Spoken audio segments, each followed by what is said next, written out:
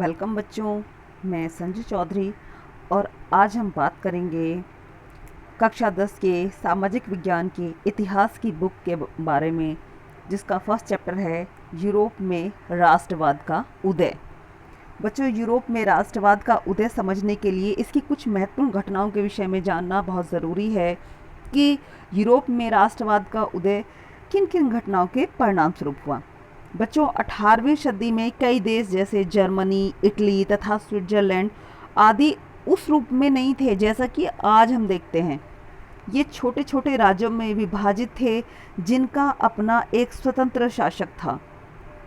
1789 की फ्रांसीसी क्रांति राष्ट्रवाद की पहली स्पष्ट अभिव्यक्ति थी। इसने फ्रांस में राजतंत्र समाप्त कर प्रभुसत्ता फ्रांसीसी नागरिकों को सौंपी। इस क्रांति से पहले फ्रांस एक ऐसा राज्य था जिसके संपूर्ण भूभाग पर एक निरंकुश राजा का शासन था। इसे 1804 में लागू किया गया। इसने जन पर आधारित विशेषाधिकारों को समाप्त कर दिया। इसने न केवल न्याय के समक्ष समानता स्थापित की, बल्कि संपत्ति के अधिकार को भी सुरक्षित किया। क्रांतिकारी फ्रांस उदारवादी प्रजातंत्र का पहला राजनीतिक प्रयोग था। वहाँ वोट देने और चुने जाने का अधिकार केवल उन्हीं पुरुषों को था जिनके पास संपत्ति थी। संपत्ति विहीन पुरुषों और सभी औरतों को राजनीतिक अधिकारों से वंचित रखा गया था। केवल थोड़े ही समय के लिए जैकोबिन शासक के समय सभी वयस्क पुरुषों को मताधिकार प्राप्त था, मगर नेपोलियन की संहिता पुनः सीमित मताधिकार वापस लाई गई और उसमें महिलाओं को अवयस्क दर्जा देते हुए उन्हें पिताओं और पतियों से अधीन कर दिया गया। 1815 में ब्रिटेन, प्रशा, रूस और ऑस्ट्रिया जैसी यूरोपीय शक्तियों जिन्होंने मिलकर नेपोलियन को हराया था, उसके प्रतिनिधि यूरोप के एक समझौता तैयार करने के लिए वियना में इकट्ठा हुए, जिसकी अध्यक्षता ऑस्ट्रिया के चांसलर ड्यूक मेरनिक ने की। वर्साय में हुए एक समारोह में प्रशा के राजा विलियम्स प्रथम को जनवरी 1871 में जर्मनी का सम्राट घोषित कर दिया। 1861 में इमैनुएल द्वितीय को एकीकृत इटली का राजा घोषित किया गया था। बच्चों, राष्ट्रवादी संघर्षों में महिलाओं की भी बहुत भूमिका थी। इसमें राष्ट्रवादी आंदोलन में सभी यूरोपीय राज्यों जैसे फ्रांस, इटली की औरतों ने सक्रिय योगदान दिया। महिलाओं ने अपने समाचार पत्र शुरू किए, अनेक स्वतंत्र राजनीतिक संगठन बनाए और प्रदर्शनों में भाग लिया। इतना होने पर भी उन्हें असेंबली के चुनाव में मतदान का अधिकार प्राप्त नहीं था। बच्चों, आपके इस चैप्टर में ऐसे कई शब्द हैं जिनको आपको समझना बहुत ही आवश्यक है, इसलिए आप इन शब्दों के अर्थ को भी साथ साथ समझते चलिए। इसमें पहला शब्द आता है कुलीन वर्ग। ये जमीन के मालिक व यूरोपीय महाद्वीप का सबसे शक्तिशाली वर्ग था। दूसरा, निरंकुशवाद। निरंकुशवाद एक ऐसी सरकार या शासन व्यवस्था होती है जिसकी सत्ता पर किसी प्रकार का कोई अंकुश नहीं होता। इसके बाद है उदारवाद यानी लिबरलिज्म। शब्द लातिनी भाषा के मूल शब्द लिबर पर आधारित है, जिसका अर्थ है स्वतंत्रता। नए मध्यम वर्ग के लिए उदारवाद का अभिप्राय था व्यक्ति के लिए आज़ादी व कानून के समक्ष समानता। जनमत संग्रह एक प्रत्यक्ष मतदान जिसके द्वारा एक क्षेत्र की सारी जनता से किसी प्रस्ताव को स्वीकार या अस्वीकार करने के लिए पूछा जाता है।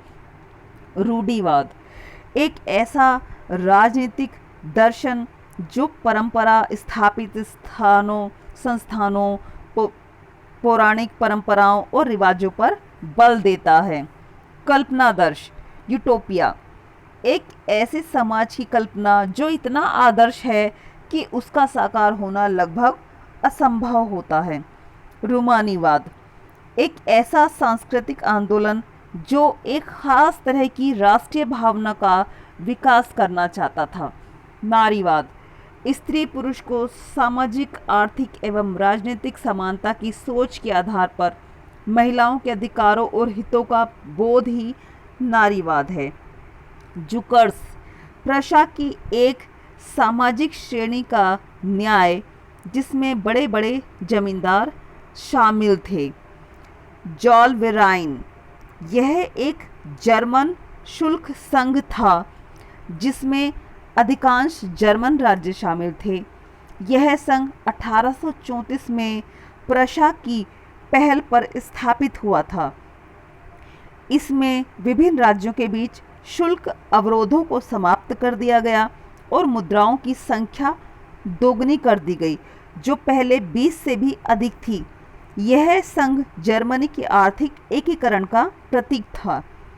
1830 का दशक।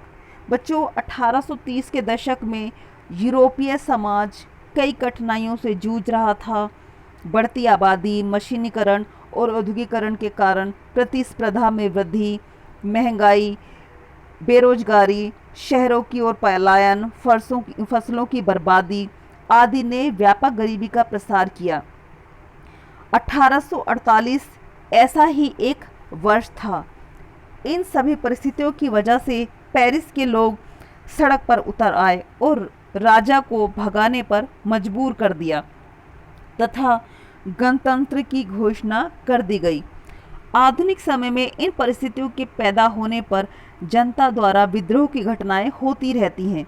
उदाहरण के लिए नेपाल में जन विद्रोह के द्वारा राजतंत्र का खात्मा किया गया। ब्रिटेन में राष्ट्र राज्य का निर्माण। ब्रिटेन में राष्ट्र राज्य का निर्माण बच्चों अचानक हुआ। कोई उथल पुथल या क्रांति का परिणाम नहीं था जैसा कि अन्य यूरोपीय देशों में हुआ। यह एक लंबी चलने वाली प्रक्रिया का नतीजा थी, जिन्हें हम निम्न तरीके से समझ सकते हैं। पहला, ब्रिटेन कई नृजातीय पहचानों जैसे अंग्रेज, वेल्श, स्कॉट आदि का देश था। आंग्ल राष्ट्र यानी कि अंग्रेजी वाला देश इंग्लैंड की अहमियत, सत्ता, समृद्धि में वृद्धि के साथ द्वीप समूह के अन्य राष्ट्रों पर इसका प्रभुत्व बढ़ गया। संसद ने 1688 में राजतंत्र की ताकत छीन ली। इंग्लैंड और स्कॉटलैंड के बीच 1707 में हुए समझौते से यूनाइटेड किंगडम ऑफ ब्रिटेन का जन्म हुआ, किंतु व्यवहार में इंग्लैंड का स्कॉटलैंड पर प्रभुत्व जम गया। एक ब्रितानी पहचान के विकास को योजनाबद्ध रूप से बढ़ाया गया, जिसमें कई बार स्कॉटिश, वेल्स, आयरलैंड के लोगों को दबाया भी गया। बच्चों, 18वीं और 19वीं सदी में राष्ट्र का मानवीकरण कैसे हुआ, अब आप ये समझिए।